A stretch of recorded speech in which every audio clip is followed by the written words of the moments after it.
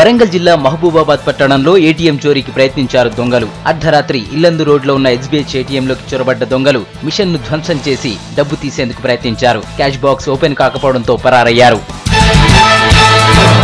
అల్లీసాగర్ lift నుంచి బోధన్ పట్టణానికి తాగునీరు ఇవ్వాలని డిమాండ్ చేస్తూ నిజామాబాద్ జిల్లా బోధన ఎడపల్లి మండలంలో రాస్తారోకో చేశారు కాంగ్రెస్ నాయకులు. లిఫ్ట్ ద్వారా బెల్లాల్ చెరువు నింపి నీటిని సరఫరా చేయాలని కోరారు. ట్రాఫిక్ నిలిచిపోవడంతో నాయకులను అరెస్ట్ చేసి అక్కడి నుంచి తరలించారు పోలీసులు. బీసీల సమస్యలు పరిష్కరించాలంటూ నిజామాబాద్ లో ఆందోళనకు దిగారు బీసీ సంఘాల నేతలు. నగరంలోని కేర్ డిగ్రీ కాలేజీ నుంచి కలెక్టరేట్ దాకా ర్యాలీ నిర్వహించి ధర్నాకు దిగారు. ఈ ఏడాది గురుకుల విద్యాలయాలను ప్రారంభించాలని డిమాండ్ చేశారు. బీసీ కార్పొరేషన్ నిధులు విడుదల చేసి విద్యార్థుల పూర్తి ఫీజులు ప్రభుత్వమే చెల్లించాలని డిమాండ్ చేశారు. విద్యార్థుల సమస్యలు పరిష్కరించాలని డిమాండ్ చేస్తూ నిజామాబాద్ పట్టణంలో రోడ్డెక్కారు ఎస్ఎఫ్ఐ నేతలు. పెరిగిన నిత్యావసర ధరలకు అనుగుణంగా ప్రభుత్వం మెస్ ఛార్జీలను పెంచడం లేదంటూ కలెక్టరేట్లోకి వెళ్లేందుకు ప్రయత్నించారు. అడ్డుకున్న పోలీసులతో వాగ్వాదానికి దిగారు. నల్లగొండ జిల్లా చౌటుప్పల్ మండలంలో తిరంగా యాత్రను నిర్వహించారు బీజేపీ నేతలు.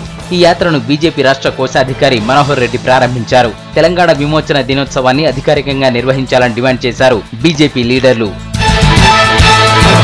మెదక్ జిల్లాలో దొంగలు చెలరేగారు. వెల్దుర్తిలో తాళం వేసిన 13 ఇళ్లను టార్గెట్ చేసి నగదు బంగారం దోచుకెళ్లారు. ఊళ్ళో కొందరు బంధువుల ఇంటికి వెళ్లగా మరికొందరు వేరే పనులపై బయటి ఊళ్లకు వెళ్లారు. ఇదే అదునుగా భావించిన దొంగలు చోరీలకు పాల్పడ్డారు.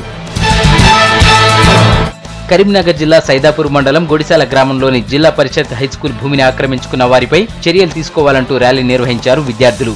ప్రహారీ గోడ కోసం మంజూరైన నిధులతో గోడను నిర్మించి స్కూల్కు రక్షణ కల్పించాలంటూ తహసీల్దార్కు వినతి పత్రం ఇచ్చారు. బంగారు తెలంగాణ పేరుతో ప్రభుత్వం విద్యార్థులను మోసం చేస్తోందంటూ ఖమ్మంలో ఆందోళనకు దిగారు విద్యార్థులు. పెండింగ్ లో ఉన్న ఫీజులు, స్కాలర్షిప్లను వెంటనే విడుదల చేయాలంటూ ఎస్ఎఫ్ఐ ఆధ్వర్యంలో ర్యాలీ నిర్వహించారు. ప్రభుత్వ తీరును నిరసిస్తూ ధర్నా చౌక్ దగ్గర బైఠాయించారు. విద్యార్థుల సమస్యలు వెంటనే పరిష్కరించాలని, లేకపోతే ఆందోళన ఉధృతం చేస్తామని హెచ్చరించారు.